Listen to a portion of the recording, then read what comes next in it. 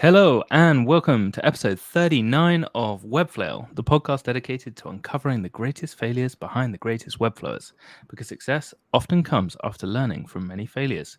I'm your host, Jack, and today my guest is Elsa Amri. Elsa is a Tanzanian-based designer and Webflow developer, founder of AM Design Studio.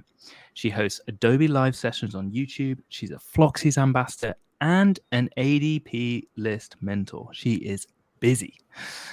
But most importantly, potentially, she was the 2021 Webflow Speed Build Challenge winner, beating JP Dionisi.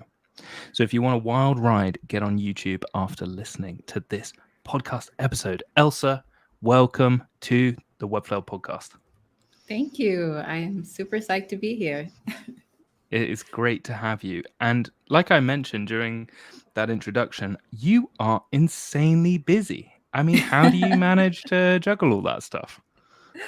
Oh my gosh, now that you've listed all those different things I've done, I'm like, how? How did I do it last year? How do I keep doing it this year? I will say it's probably not easy, but I'm also the type of person who I can't just do one thing. I'm always thinking like, I have an hour free time. Let me make a Webflow template. I have 2 hours to spare.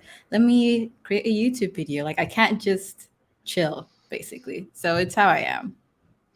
I kind of think there's a common theme with Webflowers. Like, there's a lot of people who say, I kind of flit around and it's quite hard for me to focus on one thing. But Mm-hmm. I actually think that can be a real strength, in the sense that Mm-hmm. you can, as a freelancer, you kind of need to be able to shift focus quite quickly, I think. So, Mm-hmm. there's kind of pros and cons to everything with that. But I agree. it's one of your biggest assets, maybe. You do so much Thank cool you. stuff. Thank you. I mean, it's always fun to learn new skills. Like you said, it just makes you seem more valuable to someone who knows that you can do YouTube editing and graphics design and you can build with Framer and Webflow and, it just makes you more appealing. Yeah, definitely. And you've obviously got quite a big kind of caring aspect to yourself. You do a lot of mentoring. Can you tell us a little bit about that? Yeah, sure. I'm actually not a mentor with ADP list. Dun dun dun. I'm like What? a mentor community advocate. So basically, I was helping support the mentors in a voluntary role. I haven't applied to be a mentor just because the funny thing is, I still feel like I don't know, like I'm not fit enough to be a mentor. Like there's so much more I need to learn and skills that I need to obtain this year. So maybe next year I'll consider applying for the mentor role. But I like to give back to the community by just volunteering with different organizations like Floxies. We started a Tanzanian local chapter for Floxies. So I'm also doing a lot of work with that. We have our first meetup next week. So I like to give back in that, more of like a group type of thing. Yeah, definitely. And I think it's so important as well from the point of view of the community growing, just Mm-hmm. generally, that people who have learned from others, then Mm-hmm. once they have learned, can share what they've learned, and there's this kind of continuous cycle or like Yeah. compound effect of growth from everyone, like learning, sharing, and then learning to share, and then that kind of cycle continues. It's so cool to Yeah. see. Yeah, exactly. And what's the scene like, the Webflow scene like in Tanzania? I bet it's That's pumping. that would be amazing. I actually don't. I haven't personally met a lot of Webflow developers based here or who are from here. I know of a few online. I haven't met any other female Webflow developers here. So I think it's still something that's fairly new. A lot of people are used to traditional coding methods. So you'll meet a lot of people who are good at HTML, CSS, JavaScript, PHP, whatever it is. But when it comes to stuff like Webflow or Framer, I still think that those are pretty new tools that haven't been adapted as widely here. But hoping that changes in like the next couple of years. Yeah. And what's different about, you finding that out then? How has that come about? How did you come across Webflow and Framer and different no-code tools? I think it's just because I'm very much online, or I was in the beginning of my career very much active on social media. So LinkedIn, Twitter, Instagram. I wanted to put myself out there. I was looking for jobs, so I just felt like I had to be more active in these online spaces. And I think that's how I, got to learn about these different tools. And I remember when I first learned about Webflow, I was kind of figuring out what to do with my first portfolio. I thought about making it in Squarespace, I think. So that was what I was gonna go for, and then I found out about Webflow, and I was like, okay, this looks pretty cool. Let me see if I can learn that. And fortunately, that worked out. So I really think it's because I was just really active online and connecting with different people, and eventually, you hear about all these new tools that come out. Yeah, definitely. It's really, really amazing, like the privilege I have to talk to people all over the world that have found out about Yeah. Webflow. Because I think sometimes there's a kind of like very much centered in the US, and then you're Hmm. like, oh my God, there's people all over the world that are using Webflow, and it's obviously still so young, so it's so exciting. Yeah. Hmm. And and something that I wanted to ask you, I mean, your website, if anyone's listening to this and hasn't yet visited Elsa's website, it's so cool. It feels kind of like you enter Elsa's social media like platform. It's crazy. It's like there's different panels, and you've obviously got like a very clear sense of aesthetic. How did that come about? How did you actually learn, design principles? And because learning Webflow is one thing, but actually Yeah. making a website look nice in Webflow is a whole different skill set. Very much agreed. It's like two different things. And well, before I learned Webflow, I did work as a designer. So I worked at an agency as an art director. I worked in another company as a graphics designer. So I did like a good year of just doing like proper design work. And then by the time I started learning Webflow, I more or less had enough knowledge about design, UI, UX design, and also graphics design. So Webflow was more about putting it together to actually build something. But I think I've taken like two courses in my life that have also helped out. One was with Udemy, which is like this course platform. I did a UI UX design course with them, which was really good. And then I've also done one with the Interaction Design Foundation. So that was definitely more theoretical, more on the UX side of things, but still really good. You learn about research and the process behind user research, which was really important. So those two courses were also really essential. Like you said, I think design, some people are really good at just knowing what looks good and what works. But I also found that it helps to take these online courses and lessons and really understand the principles behind different design elements. Yeah, definitely. And I also think like you can always pick up stuff from like all Yeah. over. You might do a course Hmm. here, a course there. It doesn't really matter Yeah. what level you're at. There's always like interesting different takes on processes and what Yeah. makes a good design, I guess. Hmm. And so you were working in an agency. You've obviously now started your own thing. Is that an agency as in you're employing other people, or you collaborate with other people, or kind of does it depend on the size of the job? What type of agency is it? Right now, it's still in its early stages because the past year I've been mostly consulting with other agencies. So I wanted to kind of learn how do people do things with their own agencies, which I think is super essential before jumping into, doing your own thing. And I've learned so much. So now I'm kind of in the early stages of trying to see how I want my agency to work. So I'm more in the collaborative stage in that if I have a gig that I can do, I'll pass it on to someone else, so more like referring other people for certain jobs. But eventually, or like pretty soon, I'm hoping I can hire or like bring someone on board to work with me on a more intimate basis. And that should be fun because I've been doing this solo for a while. So we'll see how that works.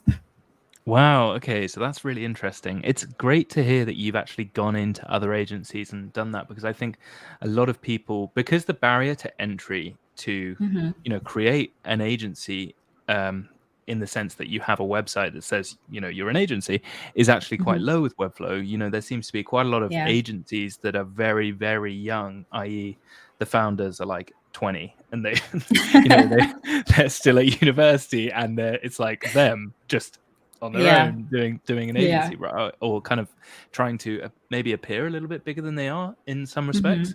And Hmm. it's really interesting to hear that you've actually been like, I know I want to start an agency in the future, but what I'm going to do is kind of see behind the curtain of how successful agencies are run, see what their process and systems Yeah. are, and then kind of take all the best bits and bring that into your own thing. I think that's a really wise way of going about it. Was that a Yeah. very Thanks. conscious decision? Um, a bit of both. It was intentional in the sense that I knew I wanted to get this behind the scenes experience and learn from people who had more knowledge than me. But also, I just wasn't at a point a year ago or 2 years ago where I could just start an agency. I did not know nearly enough. I was not prepared at all to kind of take that upon myself. So I basically had to kind of get work experience by consulting with agencies or working full time at different companies. That was absolutely necessary for me at the time. Yeah, I think it's such a good way of doing it though, and obviously when you work with other agencies, you kind of you not only, do good work with different more talented and more experienced people at that stage of your career, but also, you get access to the type of projects that you just wouldn't as a freelancer. And Yeah. if you just try and start from the get-go as a freelancer to get it, to run an agency, y- you're kind of in between stages, as it were. Yeah, You don't really know how to get agency type exactly. clients, and I think Yeah. your mindset is probably quite different as a freelancer compared to an agency owner, I'd imagine. um Yes, and I think also the really neat thing is just the connections and relationships you build by doing that. Like mm, I consult with Crew, that's kind of the main agency I work with, and Jordan, who's the founder, is so amazing, and that's a relationship that I really value. So it helps you meet people whom you might not have otherwise have met if you didn't start working with them or have interacted with as much. So I think that's also a really great part of it. yeah, and you can kind of ask another agency owner, hey, as someone that's, getting clients as consistently as you are on this scale, how do you go about that? And you've already Mm-hmm. got that network to like lean on. Yeah. I've also noticed with agencies that seem to be quite successful, they also have quite a good referral scheme with other agencies, or at least partnerships with other agencies, i.e., we can do the design for this, but can you take the dev? And there's kind of Mm-hmm. relationship that happens within agency culture as well. So I think that's also another thing that's really interesting about what you've done and built that and fostered that. Hey, you still there? Sorry, you froze for a second. Yes, sorry. My All net dipped good. for a second. My bad. Oh no, it's all good. It's all good.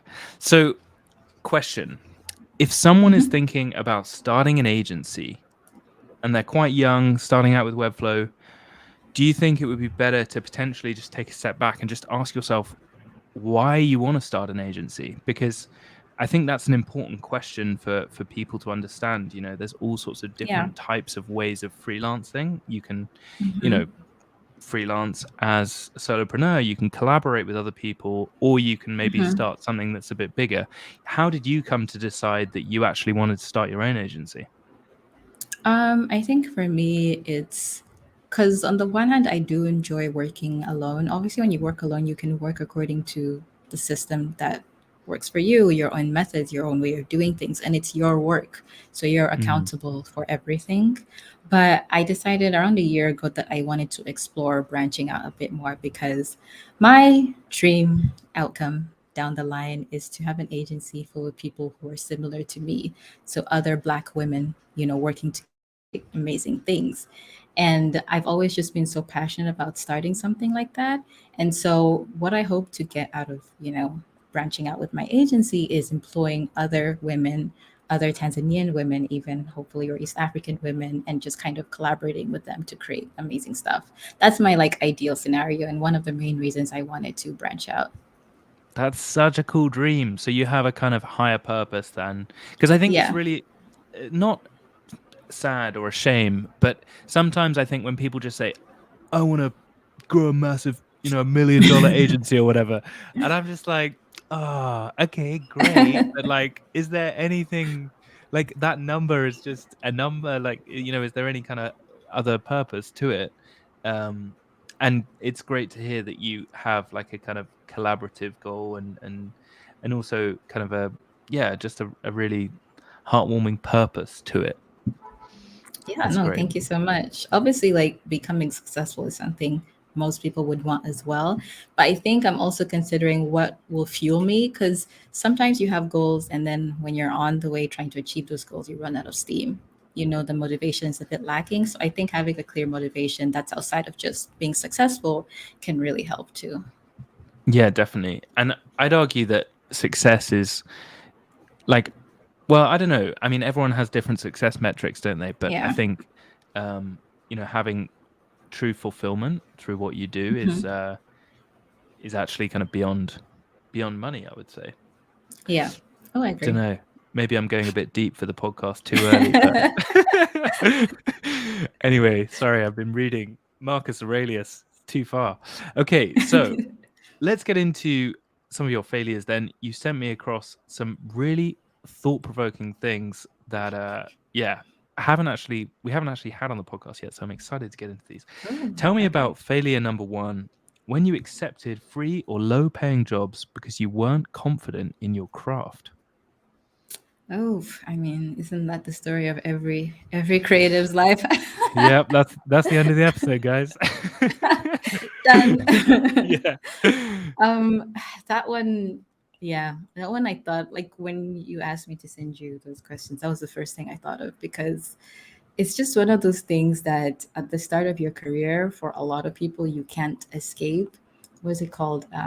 It's a certain kind of mentality, imposter syndrome. Imposter syndrome, In yeah. yes, in a way, is so much more apparent, or those words are so much louder in your head when you're starting out because you're new, you don't know a lot.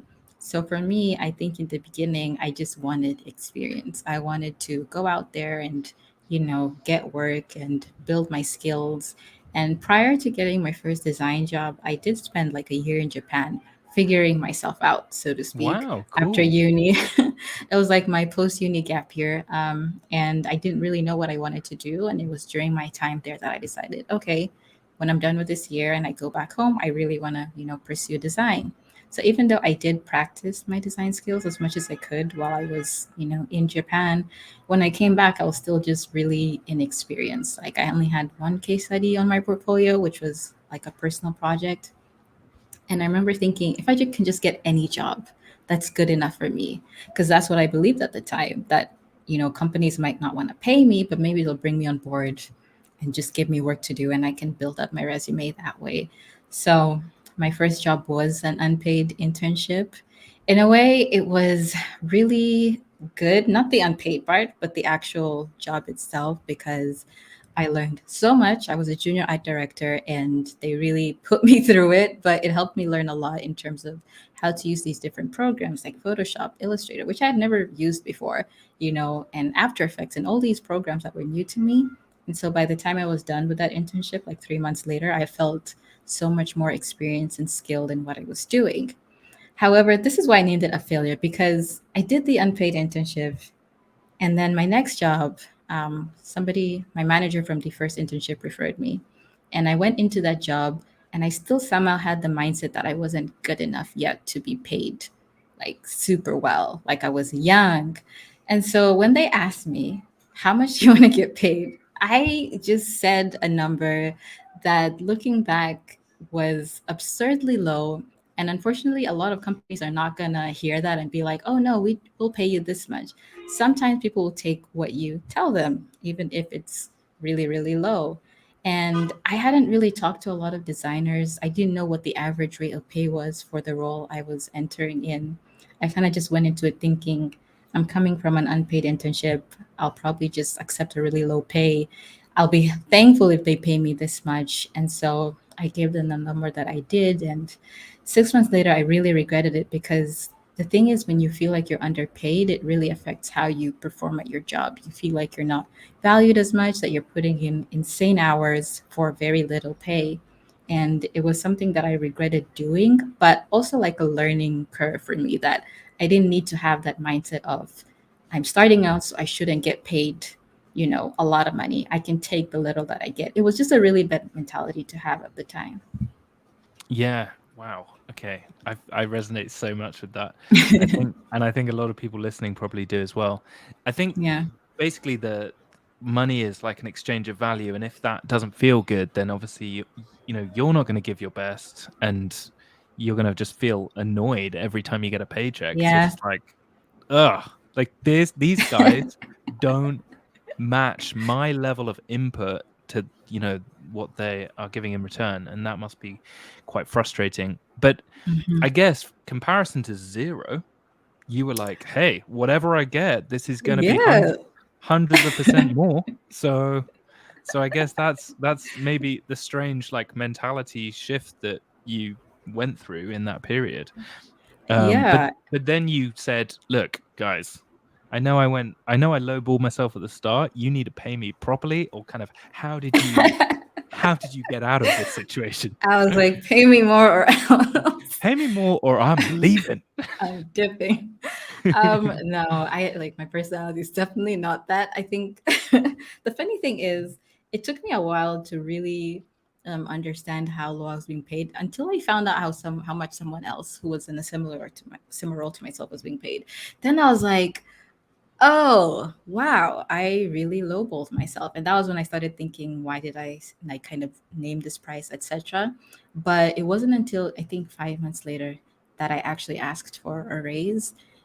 Which is funny because I ended up leaving a month later for like school purposes. But at the time, I didn't know if I was going to leave or not. So I wanted to ask for the raise.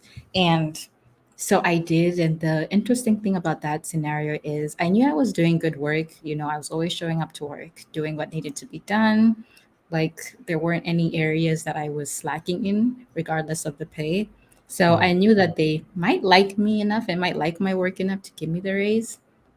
I felt so intimidated asking for it. Like it took me a week to plan what I wanted to say and to draft the email to ask to see the manager of the place because I was just so stressed out and I just kept thinking to myself, is it worth doing this? Like maybe I can just stick this out for a couple more months and then quit and leave. But there were a couple of coworkers who really pushed me to be like, you should just ask for it. You know, for the amount of work that you're doing, why not just go for it and ask? And I did. And they actually did end up giving me a raise. It wasn't anything crazy, but it was still, a bit more. And it was good. It was good to have that outcome, even if though I left a couple months later, just because to me it was like if you ask for things, sometimes you can get positive responses. And at the time I was just so down on myself that I didn't think that was, possible. Okay. There's so many nuggets to pull out of this. Okay, so first things first, you were an unpaid intern, then you got referred by the person that you were an unpaid intern for Yes. to, so you were obviously doing a great job for free. And then you got this other job, but you lowballed yourself because they asked you how much you should get, paid for your work, and you Mhm. just said, I don't know, like 100 a month. Mhm. And Yeah. then you were just kind of in this having this inner battle with yourself, being like, is it even worth asking for more money? Because like maybe I don't know, maybe, and you're trying to talk yourself out of it. But luckily you had great colleagues that said, listen, Elsa, if you don't go and ask for this, I will, or whatever. So that's Yeah. that's really cool. So I guess lessons from that: one, don't ever work for free. Is that a fair takeaway?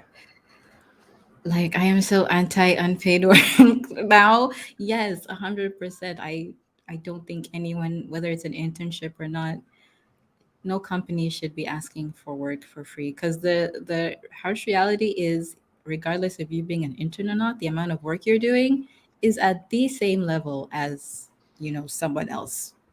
If So if not harder, if actually, because you're trying to prove exactly, yourself. Yeah. exactly. So no to unpaid work. Okay, no to unpaid work. And then the other thing is, if you feel resentful when you get a paycheck, then you need to ask yourself some hard questions. I think is something else that we've brought out of this conversation. If you feel like it's unfair, you need to ask yourself, why do I feel like this is unfair? It's maybe because you've undersold yourself and now you're just Mhm. resentful with the person that should be paying you what you deserve, but you feel like that's not happening. So you need to either leave to find people that do value you, Yep. or you can talk to them and say, look, I'm putting a shift in here. Yep. 100%. Is that fair? That is fair. And if you have a personality like mine where I am very anti-confrontational, I don't like to make waves with anyone, you have to really Mm, push past that mentality because it can be a huge hindrance in asking for things and getting things that maybe you deserve, because you're like, oh, I don't want to bother them, I don't want to make them mad Don't at want me, but like, conflict. Yeah. exactly, no, you have, it's like the one main thing you have to push past to get what you want. 100%. There's there's a book that I read that I found really helpful. Maybe you'll find helpful, Elsa. Is Mm-hmm. Crucial Conversations Okay. by yeah, it's by I've just looked it up. Kerry Patterson, Joseph Grenny, Ron McKillen, and Al Switzler. So it's co-written by a few different very interesting people. But essentially, they talk about how crucial conversations basically determine how much you get paid and what you get from life. You know, your willingness to talk about difficult topics and ones that a Mm-hmm. lot of people shy away from. Mm-hmm. And it really helped me with talking to bosses about getting paid more, talking to Mm-hmm. clients, and just generally having the kind of self-confidence to talk to people. So if anyone's Oh, listening and is like resonating with Elsa and I's conversation, then have a check of that book. I will definitely check it out. I actually think, though, your personality, it sounds like, you know, you say, oh, I don't really want to have confrontation and stuff. And I completely appreciate that. But that is Mm-hmm. exactly why you are probably exactly the type of person that would do really well in difficult conversations, because you're Mm-hmm. very emotionally self-aware. You're really thoughtful. Mm-hmm. You know, if you spend a week thinking about, you know, a conversation that you're going to have, you are clearly, you know, a very like emotionally Yeah. um, in touch person, and that Mm-hmm. is why if you can kind of harness those difficult conversations with those Mm-hmm. skill sets, you're gonna kill it. You're gonna absolutely kill it. I've never Yeah. heard a positive spin on it like that. I have to remember that for future reference. I think a lot of people see films though, and they see, you know, these kind of real macho. I don't know if you watch Suits or something like that, where there's Yeah. you know, quite like macho, aggressive, good jaw-lined guys who Yeah. are like, you know, this is what I want, and I'm not leaving till I get it type people. Yeah. Um, and actually, I think in what I've found in real life is actually if you're not like that, you generally can get what you want more, which is quite weird. Anyway, enough of the therapy from me. Tell me about failure number 2, when you let yourself stall on reworking your portfolio for a year. Oh my gosh. Yeah. I mean, that there were so many areas I went wrong with that. And I think about it a lot, even though my portfolio, like you said at the start, is finally done, finally updated. But I made my first portfolio in Webflow in 2021, mid 2021 is when I first published that. And at the time, I thought it was the best thing in the world. I mean, maybe it was, probably wasn't, but I really liked it because it felt like me. That was my personality, my branding, my style, my everything. Um, but like, obviously, the more work you do, the more skilled you become, the more experience you get. And something that you maybe worked on a year ago or 2 years ago, you might look back on it and be like, that's actually not that great because, you know, you have a different mindset now. So a year or so after I launched that first portfolio is how I started to think about it. I just felt like it wasn't good enough. It wasn't really of the level that I wanted it to be at. I was so much better at Webflow, you know, a year later. So I knew that there was so much more that I could do with it. And I kind of grew to hate it. So I stopped updating it altogether. I think I had the same case studies on there for like 2 years and I never updated them because I just didn't like the whole portfolio style. I was using my Behance more to send to clients and other people for jobs. So at some point, I decided if I hate it so much and I don't want to use it, I should just revamp it. The thing is, and I'm sure a lot of other designers probably feel the same, working on something for yourself is a lot more difficult than working on something for someone else. I don't know, you're much more critical of your own work, or you try out a bunch of designs and it's like none of them feel like the right fit for what you want. So I went through that for an entire year, essentially, where I went through a bunch of iterations for my portfolio. I would like spend a month working on it like hard, and then a month or two not working on it at all because I couldn't think of what to do with it. And initially I wanted to get it done sooner because there were jobs that I was not applying to. There were opportunities I was letting pass by because I felt like I can't send them my portfolio link. It's just not good enough. It doesn't have my most recent work. So in my mind I was like, this is affecting my work, my career. I need to get this done. But I don't know, you could call it procrastination, you could call it just not having the right mindset. But it took me a year to really settle down and kind of come up with a design, come up with a style that I was happy enough with to, then complete, which is my most recent portfolio version. But my biggest regret isn't taking long with the portfolio just because, you know, the old one was still live. Like, that's fine, that happens.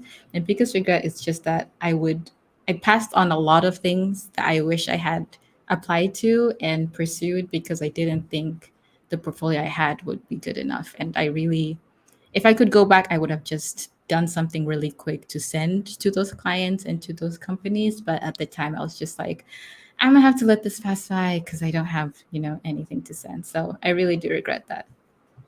All right. So the big advice there is just put something together that's of your best work and Mm-hmm. send it to whoever. Your portfolio does not need to be a masterpiece. It needs to inform the prospective client of what you can do. Yeah. Yeah.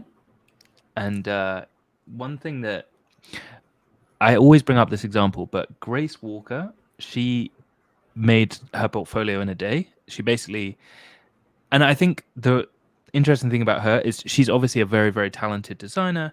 She's been Mm-hmm. in the space a while. She's got the portfolio work that is already Yeah. beautiful, so she can make. But that's exactly my point. Like, she needs good Yeah. work. You need good work on your portfolio. That Yes. is going to be what people are going to judge whether they hire you or not, and that's kind of it. Like, I think we get so in our head, like, oh no, we need this Yeah. button interaction. I want the letters to go up like one by one, and then and it's like no one cares. Well, not no one cares, but I mean, like, ultimately, that's not going to determine whether you get hired or not. It's whether you even Yeah. say, "Hey, I want to get hired. Here's my most recent work." That's going to get you Right. hired or not. Yes, and you're Yeah. so right. Like, I mean, obviously, nice portfolios, like you said, are nice. Like, I see all these beautiful portfolios on the award site, and I'm like, oh my God, how do people do that? And they're gorgeous. But like you said, if it's more about the actual work content, if somebody sees that you did really good stuff, then they're gonna reach out probably regardless. And, don't do what I did, basically. I think the thing is, though, a lot of Webflowers, I feel like, are designing for other Webflowers. Like, it's kind of like this weird Webflow porn space that we're in, where we're just like, we're just like, hey, look at this little interaction which I did with GSAP or whatever.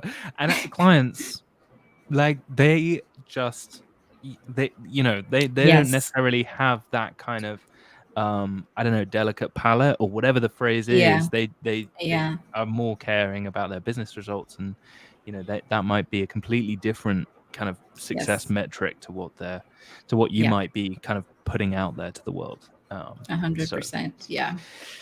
definitely definitely resonate with that, though. I spent ages on my portfolio, and I'm actually in the kind of not feeling it stage. So, Really. yeah, Oh it's my really gosh. funny because I've actually kind of like focused a lot more on Webflail recently. And Hmm. so I've kind of drifting away from client work a little bit. And Hmm. so it's not as big a priority, but Hmm. I need to take some of my own medicine here and just throw something together with recent Put work. And something, exactly. Just put something together and make it happen. I think, like, honestly, even when I was working on my portfolio, I did hear that advice a lot. I saw it probably like every other day on Twitter. Like, just do it. Just make a portfolio. Just, have something live. But it's one thing to hear the advice. It's another thing to actually sit down and make yourself do it. So it's an internal struggle, and I empathize with everyone who's probably going through it right now. But at the end of the day, sometimes you just kind of got to put yourself in a position when you're like, okay, in a month or in 2 weeks, in a week, this has to be done, you know, Yeah. and then you figure it out. And even better, if you know that someone else wants to do their portfolio and you both say, okay, within a week, we're both going to Yes. show each other our portfolios. And if you don't have it done, then I'm going to punch you in the face or whatever it is. Then there's some kind of, accountability thing going on there. And maybe you can kind of push each other to just be like, just get it done. Oh my um, God, that's actually such a good. That's what I did with my boyfriend. He completed his portfolio before me, and like I was the one who pushed him to do it, and he did it. And then I was like, okay, wow, he actually did damn, it. I So need what's my that. excuse? And so then he would be the one pushing me to do it. So it does really help to have someone to hold you accountable. Especially if you live with them. I mean, that's a great way of doing it. Hmm. But yeah, I mean, if you don't have, like, yeah, I don't have a boyfriend, so I had to just use a friend. But same. Accountability Yeah. partners are super powerful, Yes. and just I think the key thing to take away, I guess, is the just if you've got good work or recent work that you're proud of, Hmm. that is the key thing to make sure that clients are aware of, or prospective Yeah. clients are aware of, when they land on your website. It's not Yep. about the GSAP buttons, um, although they are cool and They are people cool. will notice, but it's not the be all and end all. Yeah. Okay, tell me about failure number 3 then. When you continued working with a client that mistreated one of their other consultants. Oof, yes, that's the big one. And I used the word mistreated because I couldn't think of any other word in English, but it might not be the right word. They didn't hit them or anything. It was not anything like that. Okay, I Um, was wondering where this one was going to go. it was not physical violence. No. It was such a okay, I'll do my best to explain it. Obviously, while trying to anonymize everyone involved. But essentially I was working with a client who had approached me on one of their products, designing a product that they had, and they were a startup, so it was something new that they were launching. So they were in the early phases, and I was obviously kind of working on those early iterations of their designs. And it was honestly fine at first. Like I had no issues. I had like a fixed payment plan that I worked on for the initial MVP, and then I was working with them on a retainer basis for like updates that came up and about as we went along. And somewhere along the line, when I was on my retainer with them, they asked if I could refer someone else to do a separate task, essentially. And so I was like, okay, cool. I'm all about, like I said, if someone comes to me with something I can't do, I will 100% try to refer someone I know. Like I absolutely love doing that. So I reached out to someone that I did know, and I was like, I have a client who I've been working on this product with, and they're looking for this skill set, which I know you have. I know you're taking on freelance work. Do you want to, maybe help out? And they were like, cool. So I introduced the client to that person, and essentially I mean, that was it on my end at that time. Did the introductions, they did their work. Couple months go by, and like I said, I don't really know what's going on. We're kind of in two different areas. I was in design, and they were in a different part, so we weren't really communicating like that. But a couple months go by, and they reach out to tell me that, hey, so I did my work for this client, and it just doesn't seem like they are fully aware with what they want, which was already a big issue because sometimes I find that when you as an individual or you as a company or a client aren't too sure of what you want, especially with a product that hasn't been released yet, it's very difficult for the people doing the work to meet your expectations. Like, we can't get things right if you aren't sure what exactly you want. It's going to be a lot of back and forth. So they were like, they didn't necessarily know what they want. So essentially, anything that they worked on and submitted was kind of met with pushback because there was just no alignment in terms of what they wanted, which is one thing. I think every freelancer goes through that. That's not a main issue. The main issue came where it got to a point that person was no longer able to work with the client, or they decided they couldn't work with the client anymore, or I think the client maybe decided to terminate things, which is cool, except that there was money owed. And that's always a very sensitive issue at hand because when you're working on something and you agree on a price, and then at the end of the day someone decides that they don't want to pay you, or they're going to pay you but like a month or 2 months or 3 months later than you had agreed upon, it is a very sensitive issue for, I think, a lot of creatives, a lot of freelancers, because you're relying on that income, to sustain you and sustain your livelihood. And when you do provide work, you expect to get kind of monetary compensation. So it took, I think, if not 3 months or longer, for them to eventually get the money back that they owed. Um, and it took extreme measures to actually get the money back that I won't go into, not on my end, but on their end. But I just remember thinking at the time that I'm very big on judging someone's character and who they are. And if someone, you know, were to do something to someone else, who's to say that they might not do the same to me? But at the time, I was also in a position where it's like I didn't have a lot of freelance work going on. So this retainer was like pretty big for me, and I wasn't in a space to be like, I'm just gonna terminate my relationship with this person. So I decided to kind of stay on my retainer with them, which is fine. I think we can all see the outcome of what, the end of the story is, and that I also ended up in a position where I was owed a certain amount of money. I am still owed a certain amount of money. And I mean, I guess I could tell myself I told you so, and I maybe should have ended things at the time. But I think it's more of a lesson on just looking at the decisions that someone makes with their other freelancers or other consultants, and deciding whether or not you're willing to risk the same happening to you. And that wasn't something I considered a lot at the time. I was looking more on making sure I could sustain myself with the income. But I do regret staying on longer, as long as I did, essentially. And breathe. It's Oh, a lot.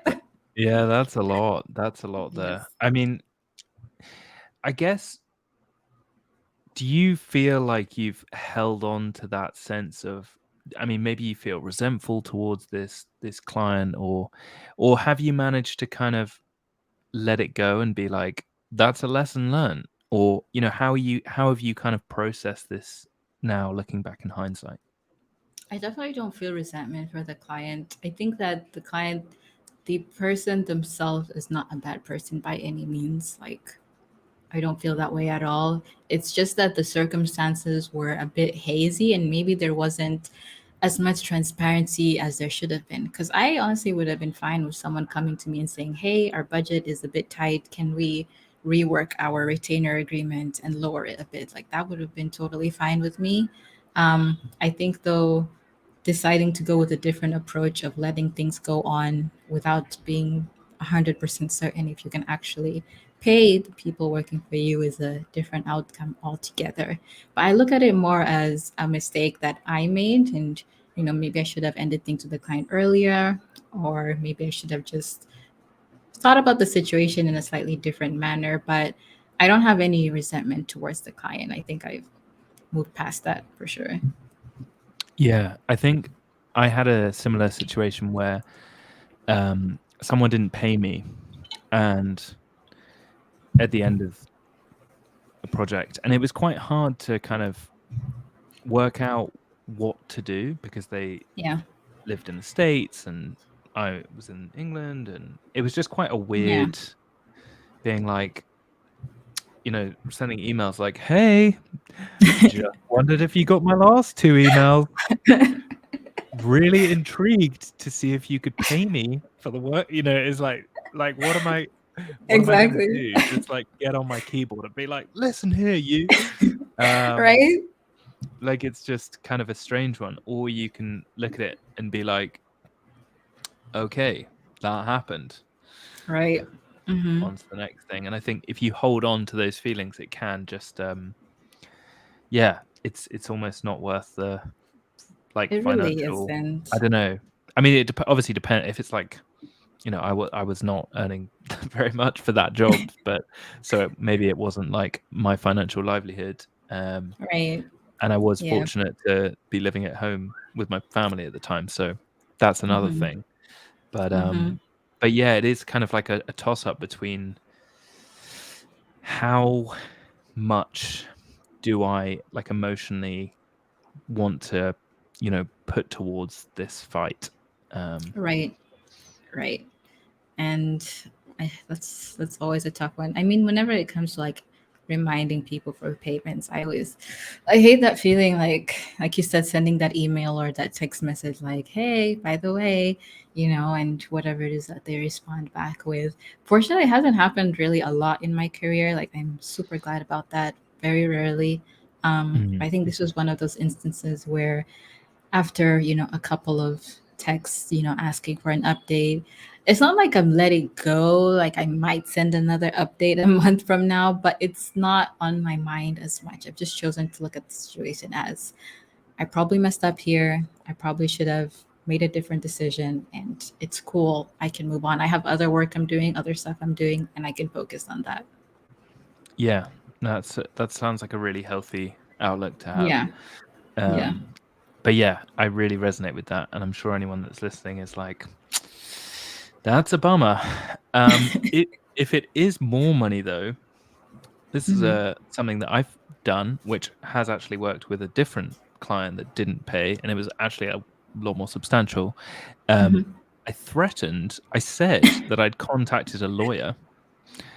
Yeah. Yeah, so it's a kind of crazy like psychology thing. I was like, I've contacted a lawyer and you should receive a letter within the next 3 days. They got straight back to me. Straight back What? to me. Yeah. Hadn't contacted any lawyer. Um, Sent him a link of the law firm that I contacted, which was like a local firm to him.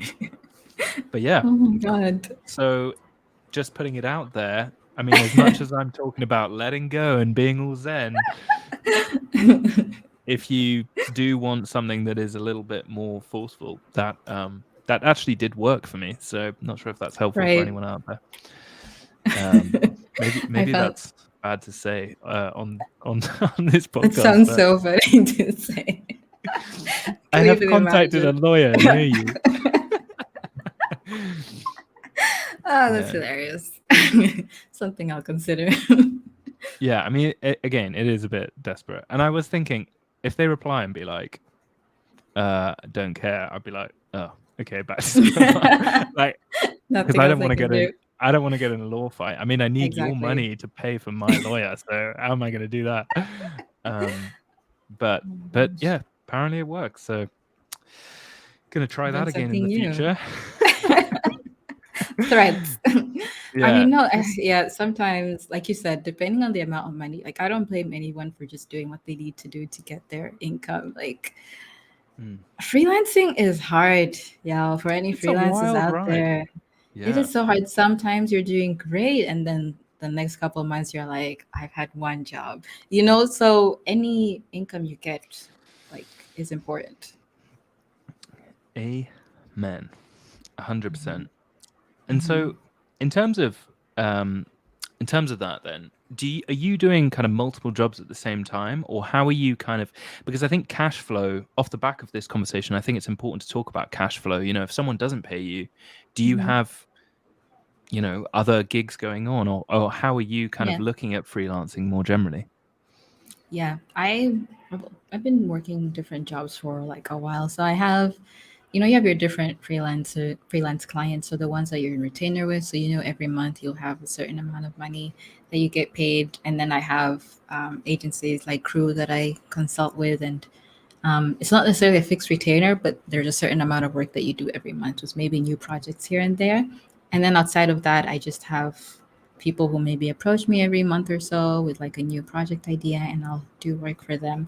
So I always try to make sure I'm working like a couple different jobs at the same time. That way, even when you are like in a month where not much is going on, you maybe have projects that you're completing or projects that I might be starting soon. So it's not like you're completely dry. There's like something going on that you can rely on. I think it would be very scary to not have those different avenues and to be reliant on one thing, because anything can happen. I mean, even if you're employed, I guess anything can happen. You can be laid off. That's the sad part of things, but it helps to have, side incomes. Yeah, definitely. And so, just to be clear, then you've got kind of retainers like 50% of your time and income, or kind of how does that match up, just for someone that's maybe starting out in freelancing and is like, Mhm. I need new clients, I need new clients. Well, Yeah. not necessarily. I mean, maybe you have one consistent client to start with. Yeah. And so I kind of would how are you, what's your ratio? I would say I have fewer, like maybe one retainer client, and then the rest are, so most of my income is through agency consultation, which aren't retainers, but you do work for them every month. So you get a certain amount paid depending on the amount of work that you do. So most of my income comes from that type of work actually. And that might be, I don't know how easy that is to get into when you're starting out. It depends on the agency. They might be looking for someone new that they're willing to train, in which case that's amazing and that'll work out. But if you are starting out, I think one key thing is whatever clients you do get, if you have a positive working relationship with them, 9 times out of 10, they will become a long term client of yours. And that is good income. Like I have, I think, two or three clients that I were one of my absolute first clients that I still work with to this day because of that. So that's also pretty important. Value those relationships, make sure that, you know, the collaboration works out and they will more likely than not be a long term client for you. Ah, that is the soundbite for this episode. I 100% agree. I think a lot of the time people think, oh, like I need new clients. Well, no, you can just contact clients that you've had, good experiences with the past and offer, Mhm. hey, I've got this new service, or hey, how's the website going? Is there anything that I Yeah. can do to improve it? And yeah, those relationships that you build over time are going to give your freelancer career a real longevity, which I Yeah. think freelancers that are like, oh, this is too stressful, I can't do this. Maybe that might be because they're trying to get new clients through the door, Yeah. which I think is seriously stressful. Whereas if you've Yes. got, just one, even if it's just one retainer, that can Mhm. just means that you can sleep Yeah. well at night, I think. Um, I was 100%. doing that so wrong when I first started freelancing. How do I get clients? How do I get clients? How do I get clients? And I was just trying to do like bit of anything and everything for anyone. And I wasn't really thinking about the kind of the relationship based nature of freelancing Yeah. and how Oh it yeah. is longer term if you, 100%. yeah, maybe, well, depending on your state of mind. But for me, Yeah. retainers underrated. Very Um, underrated. Yeah, it's uh I I think I used to think, no, I don't want to do retainers because they're boring. No, give me the retainer. Good stuff. It's like the meat and potatoes now. They are the good stuff. So It is. Elsa, tell me about Mhm. your next failure. My next failure. Oh, that's a good one. I have a couple that are coming to mind. Okay, here's one. It's actually probably been mentioned as a failure before on this podcast, I guarantee. But I can foresee my next failure now that I'm in the agency building phase of things, being trying to do too many things at once, leading to burnout. And I don't want to experience this failure. I am mindful that.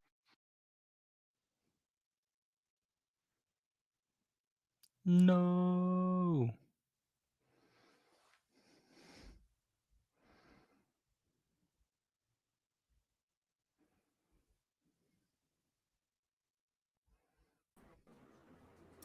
Oh my God, my internet kicked me out. You're back. I was like, wait, we were just about to end. I'm so sorry. That like completely disconnected. My That's bad. all good. That's all good. Wait, start Oh, the sentence again. Sorry. You were okay, talking yeah. about how burnout. Yes. So I could foresee my next failure being trying to do too much at once and that leading to burnout.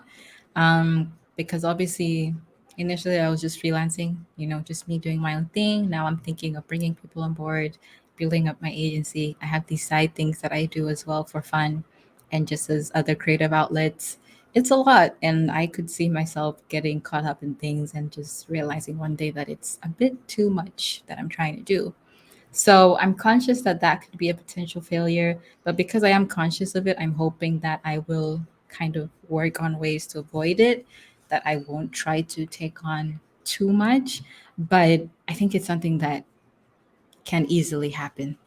Like in the throw of things, you just find yourself doing a whole lot when you should be doing much less.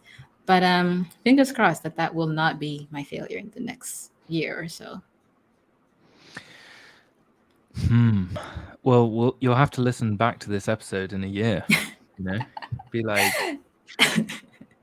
no, you'll be fine. You will be fine. I'm sure that now you're conscious of it. Now that you've Right. spoken it into existence, you know Mm-hmm. it's going to be top of mind, and you will be like, Elsa, you need to slow down.